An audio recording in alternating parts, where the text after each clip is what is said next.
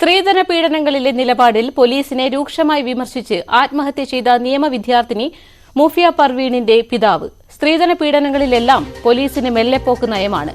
പോലീസുകാർ പ്രതികളുടെ ബ്രോക്കർമാരാണ്. മകളുടെ മരണത്തിൽ കുറ്റപത്രം സമർപ്പിച്ചിട്ട് 1.5 വർഷമായിട്ടും പബ്ലിക് പ്രോസിക്യൂട്ടറെ പോലും നിയമിച്ചില്ലെന്നും മൂഫിയ പർവീണിന്റെ പിതാവ് ന്യൂസ് 18നോട് പറഞ്ഞു. ഭർത്താവും ഭർത്തൃവീട്ടുകാരും പീഡിപ്പിച്ചെന്നും പോലീസ് ഉദ്യോഗസ്ഥൻ മോശമായി പെരുമാറിയെന്നും ആരോപിച്ചാണ് മൂഫിയ പർവീൺ 2021 ആത്മഹത്യ ചെയ്തത്.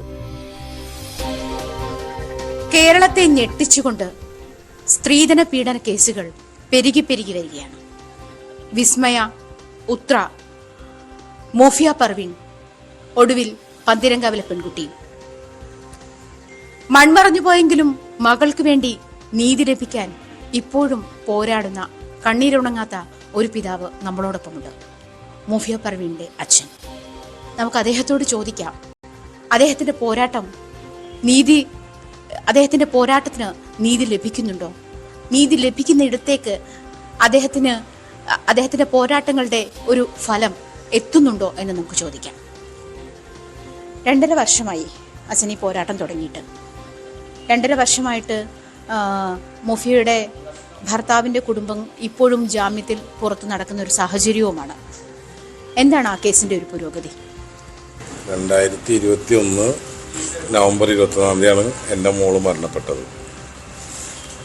അന്ന് മുതൽ ഈ നിമിഷം വരെയും നീതിക്ക് വേണ്ടി തന്നെ പോരാടുന്നത്. അതിൽ സർക്കാർ സംവിധാനങ്ങൾ പൂർണ്ണമായിട്ട് നമ്മുടെ ഒപ്പം ഉണ്ടോ എന്ന് ചോദിച്ചാൽ ഇല്ല. എന്നാൽ അതിൽ ഉന്നത വൃത്തങ്ങളിലുള്ള, അതായത് മന്ത്രിമാർ, ആ ലെവലിലുള്ള ആളുകളുടെ സഹായം നമുക്ക് നിലവിലുണ്ട്.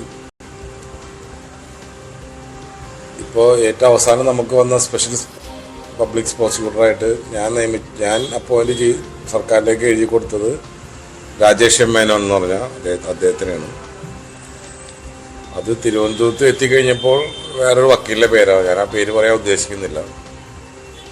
പിന്നെ സർക്കാർ അയാളെ തിരുത്തി ഞാൻ പറഞ്ഞ ആളെ തന്നെ തന്നിട്ടുണ്ട് നിലവിൽ. പിന്നെ ഇതിൽ ഏറ്റവും പ്രധാനപ്പെട്ടത് ജുഡീഷ്യറി ഇവർക്ക് ജാമ്യം കൊടുക്കുമ്പോഴൊക്കെ വളരെ ശ്രദ്ധിച്ച് കൊടുക്കുക. കാര്യം നിയമങ്ങളൊക്കെ ആയിരിക്കാം. ഇപ്പം എൻ്റെ ഈ 1, 2, 3 പ്രതികൾ ഏകദേശം എനിക്ക് 40-50 ദിവസം കൊണ്ട് ജയിലിൽ കിടന്നുള്ളൂ. അത് പുറത്തിറങ്ങി നമുക്ക് നിരന്തരമായ ശല്യമാണ്. നിരന്തരമായ ശല്യം എന്ന് പറഞ്ഞാൽ അവനെ ഭീഷണിപ്പെടുത്തി, അവനെ അങ്ങനെ പറഞ്ഞ് ഇങ്ങനെ പറഞ്ഞ് ഒരേ പ്രശ്നങ്ങളും എനിക്കും മകനും എൻ്റെ ഭാര്യയ്ക്കും എതിരെ നിരന്തരം കൊടുത്തുകൊണ്ടിരിക്കുകയാണ്. ഈ പുനരന്വേഷണം വേണമെന്ന് ഞാൻ സർക്കാരിലേക്ക് ആവശ്യപ്പെട്ടിട്ടുണ്ട്. കാരണം ഈ 3 പ്രതികളല്ല എന്ന് എനിക്ക് ഉത്തമ വിശ്വാസമുണ്ട്. അപ്പോൾ കൂടുതൽ തെളിവുകളൊക്കെ ആയിട്ട് കൊടുക്കണം എന്ന് പറഞ്ഞിട്ടുണ്ടെങ്കിൽ പുനരന്വേഷണം നടത്താൻ മിക്കവാറും ചാൻസ് ഉണ്ട്.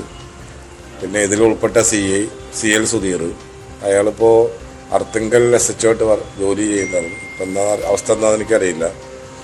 അപ്പോൾ ആളൊക്കെ ഇതിനകത്ത് പ്രതിപ്പട്ടികയിൽ വരേണ്ട ആളാണ്. ഞാൻ എൻ്റെ മകളുടെ പരാതി കൊടുത്തത് അന്നത്തെ റൂറൽ SP കാർത്തികിനാണ്. കാർത്തിക് അത് താഴത്തേക്ക് DSPക്ക് അയച്ച്, DSP ആണ് CIക്ക് അയക്കുന്നത്. ഈ CIക്ക് ഉള്ള ഉത്തരവാദിത്തം അതേ ഉത്തരവാദിത്തോടെ ഞാൻ മനസ്സിലാക്കിയെടുത്തോളം SPക്കും DSPക്കും ഉള്ളത്. പക്ഷെ അവരൊക്കെ വിദഗ്ധമായി രക്ഷപ്പെട്ടിരിക്കുകയാണ് ഇതിനകത്ത്. അത് ഞാൻ നേരത്തെ സൂചിപ്പിച്ച മാതിരി ഈ അന്വേഷണം തൃപ്തികരമല്ല എന്ന് ഞാൻ തീർത്ത് പറഞ്ഞു. അതുകൊണ്ടാണ് കുറ്റപത്രം കൊടുത്തു കഴിഞ്ഞു. പറവൂർ സെഷൻസ് കോടതിയിലാണ് വിചാരണ തുടങ്ങാൻ പോകുന്നത്. വിചാരണ തുടങ്ങാൻ സമയമായപ്പോൾ 1-ാം പ്രതി ഹൈക്കോടതിയിൽ ഒരു കേസ് കൊടുത്തിട്ടുണ്ട്. അയാളെ ഈ പ്രതിപട്ടികയിൽ നിന്ന് ഒഴിവാക്കണമെന്ന് പറഞ്ഞു. പിന്നെ നമ്മുടെ വിചാരണ കോടതിയിൽ ഇയാളുടെ അച്ഛനും അമ്മയും കേസ് കൊടുത്തിട്ടുണ്ട്. ഇവർ 2 പേരെ ഒഴിവാക്കണം, 3 പ്രതികളെ ഒഴിവാക്കണമെന്ന് പറഞ്ഞ് കൊടുത്തേക്കണം. അത് ഈ കോടതിയൊക്കെ സ്വീകരിക്കേണ്ട എന്തെങ്കിലും കാര്യമാണോ എന്ന് ഞാൻ ചോദിക്കുന്നത്. ഇതൊക്കെ സ്വീകരിക്കാൻ പറ്റിയ പരാതിയാണോ അതൊക്കെ? അത് വിചാരണ, പക്ഷെ ഹൈക്കോടതി നമുക്കൊരു ഉപകാരം ചെയ്യാന്ന് വെച്ചാൽ ഹൈക്കോടതി അത് സ്റ്റേ ചെയ്തില്ല ഈ വിചാരണ. കുറ്റപത്രം സമർപ്പിച്ചിട്ട് 1 വർഷത്തിന് മേലെ ആയിട്ടുണ്ട്. എനിക്കൊന്ന് 1.5 വർഷമെങ്കിലും ആയിട്ടുണ്ടാകണം. ആ ഒരു സാഹചര്യത്തിൽ പോലും ഇത്തരത്തിൽ പ്രോസിക്യൂട്ടറെ നിയമിക്കുകയോ അല്ലെങ്കിൽ മറ്റു നടപടികളിലേക്ക് കടക്കുകയോ ചെയ്തില്ല. ഇപ്പോൾ പന്തിരങ്കാവ് വിഷയത്തിലാണെങ്കിൽ പോലും CI മോശമായി പെരുമാറുന്ന ഒരു സാഹചര്യമുണ്ടായി, പോലീസ് സ്റ്റേഷനിൽ നിന്ന് മോശമായി പെരുമാറുന്ന ഒരു സാഹചര്യമുണ്ടായി. അത് പ്രതിക്ക് അനുകൂലമായി വരുന്നു. ഇവിടെയും അതേ സാഹചര്യം തന്നെ അഭിമുഖീകരിച്ചിട്ടാണ് അച്ഛനിവിടെ ഇരിക്കുന്നത്. അങ്ങനെ ഒരു സാഹചര്യത്തിൽ ഈ പോലീസിന്റെ ഭാഗത്തു നിന്ന് ഉണ്ടായ ഒരു മെല്ലെപ്പോക്ക് നയം ഈ കേസിനെ സാരമായി ബാധിച്ചിട്ടുണ്ടോ? തീർച്ചയായിട്ടും അത് വളരെ നല്ലൊരു ചോദ്യമാണ്. അത് ഇതിൽ ശരിക്കും പറഞ്ഞാൽ ആ അച്ഛനും ഞാനും ഒരേ രീതിയിലാണ് പോലീസ് ഞങ്ങളോട് ബിഹേവ് ചെയ്തത്. ആ മോള് ജീവിച്ചിരിപ്പുണ്ട്, എൻ്റെ മോള് ജീവിച്ചിരിക്കില്ല. അതിന് അത്ര വ്യത്യാസമുള്ളൂ. ആ പ്രതിയുടെ തോളത്ത് കൈയിട്ടതും അമ്മ പറയുന്നുണ്ട് ആ പ്രതിയുടെ തോളത്ത് കൈയിട്ട് നിൽക്കുന്നതും എല്ലാം ഇതും അവിടെ തന്നെ ഞങ്ങൾ ചെന്നപ്പോഴും അത് തന്നെയായിരുന്നു. ഞങ്ങൾ ചെന്നപ്പോൾ പ്രതികളുണ്ടായില്ല. അതിന് ശേഷം 10 മിനിറ്റ് ശേഷമാണ് പ്രതികളും എല്ലാം കയറി വരുന്നതും പ്രതികളും ഈ SHO കൂടിയാണ് ഞങ്ങളെ ശരിക്കും അറ്റാക്ക് ചെയ്യുന്നത്. നേരെ മറിച്ച് ഈ SHO എന്ന് പറയുന്നവൻ ആ ഒരു കേസ് എടുത്താൽ മതിയായിരുന്നു. മോള് നിയമ വിദ്യാർത്ഥിയാണല്ലോ, അവളെല്ലാ കാര്യങ്ങളും അവൾ കൊടുത്തേക്കണത് വളരെ വ്യക്തമായിട്ടാണ്. എല്ലാ വകുപ്പുകളും ഏതൊക്കെയാണ് അയാൾക്ക് ജസ്റ്റ് ഒന്ന് നോക്കിയിട്ടൊരു കേസ് എടുക്കേണ്ട ആവശ്യം ഉണ്ടായുള്ളൂ.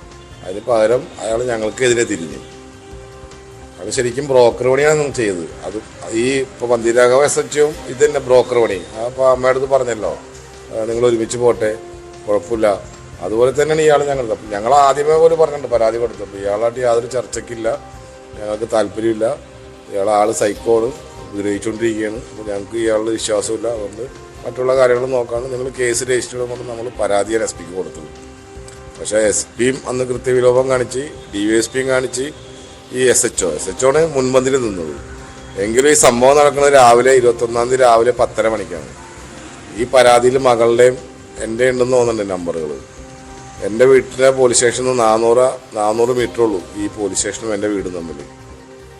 ഈ DYSP എന്ന് പറയുന്നവന് ഞങ്ങളെ വിളിക്കാം എന്താണ് സംഭവിച്ചതെന്ന്, ഈ SP എന്ന് പറയുന്നവനും എന്നെ വിളിക്കാം, അല്ലെങ്കിൽ മോളെ വിളിച്ചു ചോദിക്കാം എന്താണ് അവിടെ സംഭവിച്ചതെന്ന്. അതൊന്നും വിളിച്ചില്ല. എൻ്റെ മോള് മരിക്കുന്നത് ഏകദേശം പോസ്റ്റ്മോർട്ടം റിപ്പോർട്ട് അനുസരിച്ച് 4-നും 3:30-ക്കും 4-നും അടക്കണം. എത്ര സമയം എൻ്റെ മോള് ജീവിച്ചിരുന്നു അവിടെ. അവള് എന്നോട് പറഞ്ഞതാണ് ഞാൻ ഈ പഠിക്കുന്ന നിയമം എല്ലാം വെറുതെയാണല്ലോ പപ്പ, പ്രതികളെയും എല്ലാം പോലീസുകാർ സംരക്ഷിക്കണേ. അപ്പം ഞാൻ ഒരുപാട് ആശ്വസിപ്പിച്ച് അതെല്ലാം ശരിയായിക്കോളും, നമുക്കത് നാളെ ആവട്ടെ എന്തെങ്കിലും ചെയ്യാം എന്നൊക്കെ പറഞ്ഞു. പക്ഷേ അവള് ആലോചിച്ചപ്പോൾ അവൾക്ക് സഹിക്കാൻ പറ്റുന്നുണ്ടായിണ്ടാവില്ല. കാരണം 3 വർഷം പഠിച്ചത് വെറുതെ ആയല്ലോ, ഇതാണ് നിയമം. അന്ന് ആ SHO എന്ന് പറയുന്ന നാറി അവൻ ആ കേസ് എടുത്താൽ മതിയായിരുന്നു. ഒരു കേസ് എടുത്തു കഴിഞ്ഞാൽ ആ പ്രശ്നം അവിടെ തീർന്നു. പിന്നീടുള്ള നമ്മൾ കാണിക്കേണ്ടത്. പിന്നെ അവൻ പക്ക സൈക്കോണ്. സൈക്കോ എന്ന് പറഞ്ഞാൽ അവൻ ചെയ്യാത്ത വൃത്തിയായിട്ട പ്രവൃത്തികൾ മുഴുവൻ ചെയ്യും. അവൻ്റെ പ്രവൃത്തികൾ അവന് എസ്പെഷ്യലി അവൻ 4-5 കൊല്ലം അവൻ ഇസ്ലാം മതം മാത്രം പഠിച്ചവനാണ്. അങ്ങനെ പഠിക്കാൻ പോയവനാണ്. അവനാണ് സൈക്കോ. ചോദിക്കണത് 40 ലക്ഷം രൂപ 50 ലക്ഷം രൂപ ചോദിക്കണതാണ് നമ്മുടെ അടുത്ത്. അല്ലെങ്കിൽ അപ്പുറത്തെ പറമ്പ് മേടിക്ക്. മകള് പഠിക്കാനായിട്ട് അങ്ങോട്ട് പോയി നിന്നിട്ട് അവൻ ഈ ഉപദ്രവം, ആ അമ്മ ഭയങ്കര ഉപദ്രവമായിരുന്നു. ഇവൻ്റെ സഹോദരി അവളൊക്കെ ശരിക്കും പ്രതിയായി വരേണ്ടതാണ്. ഈ 1-ാം പ്രതിയുടെ സഹോദരിയൊക്കെ ശരിക്കും പ്രതികളാണ് അതിൻ്റെ അകത്ത്. അവരൊക്കെ ശരിക്കും എൻ്റെ മോളെ ശരിക്കും ടോർച്ചർ ചെയ്തിട്ടുള്ള അവിടെ ഇട്ടില്ല. മോള് പറഞ്ഞിട്ടുള്ള കാര്യങ്ങളാണത്. അപ്പോൾ അത് ഞാൻ പറഞ്ഞൊരു പുനരന്വേഷണം മിക്കവാറും നടക്കാൻ ചാൻസ് ഉണ്ട്. എന്നാലാണ് ഇത് മുഴുവൻ പ്രതികളും ഇതിനകത്താവുള്ളൂ. ഇപ്പം എല്ലാവരും ജയിലിലിട്ടാലും എൻ്റെ മോൾക്ക് പകരമാവില്ല. എങ്കിലും ഒരു പുതിയ ആളുകൾക്ക് അല്ലെങ്കിൽ ഇനി വരാൻ പോകുന്ന ആളുകൾക്ക് ഇതൊരു മാതൃകയാക്കി എടുക്കാം. ഞാൻ ഇന്നലെ പന്തീരാങ്കാവ് കൊച്ചിലെ അച്ഛനോട് പറഞ്ഞ് ഞാൻ 2.5 കൊല്ലം ഇത് ചെയ്യുന്നത് വെച്ചാൽ ഇതിൻ്റെ പുറകെ തന്നെയാണ്. നമ്മുടെ ആരോഗ്യം നശിക്കും, നമ്മുടെ സാമ്പത്തികം നശിക്കും. പ്രതികൾ ഫുള്ളായിട്ട് വലസ്. അവർക്കാണ് ശരിക്കും ഈ നിയമം മൂലം ഈ പ്രതികൾക്കാണ് എപ്പോഴും നല്ല അവസരം. വാദികൾക്ക് ഇരകൾക്ക് ഉണ്ടാവില്ല. അത് 100% ഗ്യാരണ്ടിയാണ്. സമാന്തര സംവിധാനങ്ങളെല്ലാം ഒപ്പമുണ്ടായിരുന്നു, പിന്തുണ തന്നിരുന്നു. ഇപ്പോൾ അതോറിറ്റി ആണെങ്കിലും വനിതാ കമ്മീഷൻ നേരിട്ടിടപെട്ട കേസാണ്, അതുപോലെ മനുഷ്യാവകാശ കമ്മീഷൻ നേരിട്ടിടപെട്ട കേസാണ്. ഇത്രയുമായിട്ടും 2.5-3 വർഷം വരെ ഒരു പെൺകുട്ടിയെ ഇല്ലായ്മ ചെയ്തിട്ട്, അങ്ങനെ പറയുന്നതിൽ തെറ്റില്ല എന്ന് തോന്നുന്നു, ഒരു പെൺകുട്ടിയെ ഇല്ലായ്മ ചെയ്തിട്ട് 2.5 വർഷത്തിൽ അധികമാകുന്നു. അതിൻ്റെ പിന്നാലെ നടക്കുന്ന ഈ അച്ഛനും അമ്മയ്ക്കും അല്ലെങ്കിൽ കുടുംബത്തിന് ഒരു നീതിയും ഇതുവരെയും എങ്ങൊന്നും ഉറപ്പാക്കാൻ പറ്റിയിട്ടില്ല എന്ന് തന്നെയാണ് പറഞ്ഞു വെക്കുന്നത്. തീർച്ചയായിട്ടും അവനിപ്പോൾ എനിക്കെതിരെ എന്തോ 2-3 പരാതി കൊടുത്തിട്ടുണ്ട്. എൻ്റെ മകനെതിരെ കൊടുത്തിട്ടുണ്ട്, എൻ്റെ വൈഫിനെതിരെ കൊടുത്തിട്ടുണ്ട്. ഇതിപ്പം വരുമ്പോൾ പോലീസ് രാജകല്ലിൽ സ്വീകരിച്ചിരുത്തി പരാതി പഠിച്ചിട്ട് ഞങ്ങൾക്കെതിരെ കേസെടുക്കണേ ഇവർ.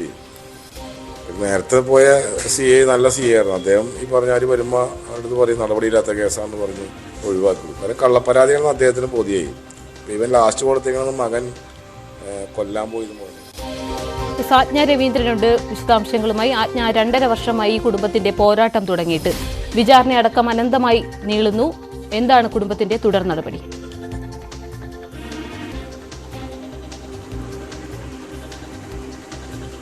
പാർവതി, 2.5 വർഷം എന്ന് പറഞ്ഞാൽ നവംബർ 21 2021 നവംബർ 21 മുഫിയ പർവീൻ ആത്മഹത്യ ചെയ്തത്. സ്ത്രീധന പീഡനവുമായി ബന്ധപ്പെട്ടാണ് മുഫിയ പർവീൻ ആത്മഹത്യ ചെയ്യുന്നത്.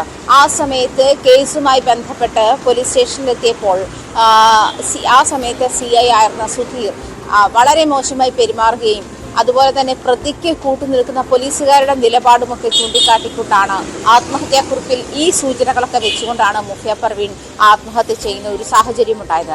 2.5 വർഷം കഴിഞ്ഞു. അതായത് 1.5 വർഷത്തോളമായി ഈ കേസിൽ കുറ്റപത്രം സമർപ്പിച്ചിട്ട് നാളിതുവരെ ഇതിനുള്ള മുന്നോട്ടുപോക്കുകൾ നീക്കുപോക്കുകൾ ഒന്നും ഉണ്ടായിട്ടില്ല എന്ന് തന്നെയാണ് മുഫിയ പർവീൻ്റെ ഫാദർ നമ്മളോട് പറഞ്ഞത്. പിതാവ് നമ്മളോട് പറയുന്നത് അദ്ദേഹം 2.5 വർഷമായി തൻ്റെ മകൾക്ക് വേണ്ടി ജീവൻ ഒടുക്കിയ തൻ്റെ മകൾക്ക് നീതി കിട്ടാൻ വേണ്ടി പോരാടിക്കൊണ്ടിരിക്കുകയാണ്.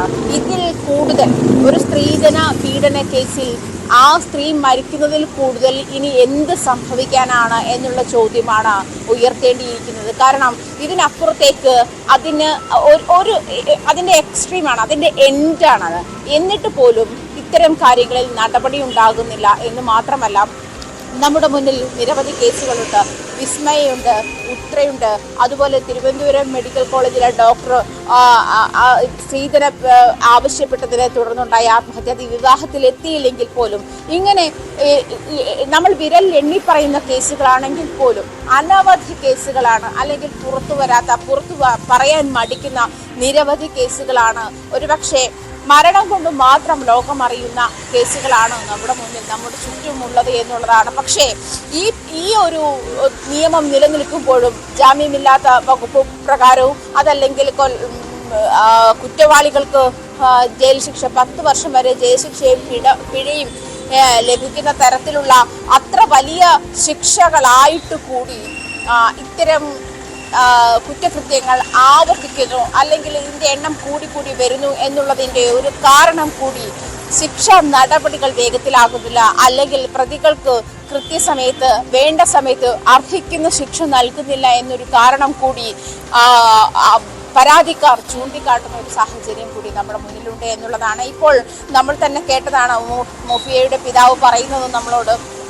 സമാന്തര സംവിധാനങ്ങളൊപ്പം ഉണ്ടായിരുന്നു, മന്ത്രിമാരുടെയൊക്കെ സപ്പോർട്ട് ഉണ്ടായിരുന്നു. അവരൊക്കെ അവിടെ ഇവിടെയൊക്കെ ഈ കേസിന്റെ കാര്യത്തിൽ ഇടപെടലുകൾ ഉണ്ടായിട്ടുണ്ട്. വനിതാ കമ്മീഷൻ ഇടപെട്ടു, മനുഷ്യാവകാശ കമ്മീഷൻ ഇടപെട്ടു. ഇത്തരം കാര്യങ്ങളൊക്കെ ഉണ്ടായിട്ടും കഴിഞ്ഞ 1.5 വർഷമായിട്ട് ഈ കേസിൽ ഒരു പബ്ലിക് പ്രോസിക്യൂട്ടറെ അവർ നൽകിയിട്ടില്ല എന്നുള്ള ഒരു വലിയ ആരോപണമാണ് മുഫിയയുടെ പിതാവ്. മുഫിയ പർവീൻ കേസിൽ വിചാരണ അനന്തമായി നീളുന്നു. ഇതിൽ വിമർശനം ഉന്നയിക്കുകയാണ് മുഫിയ പർവീണിന്റെ പിതാവ്. വിവരങ്ങൾ നൽകിയത് കൊച്ചിയിൽ നിന്നും ആജ്ഞ രവീന്ദ്രൻ. മറ്റൊരു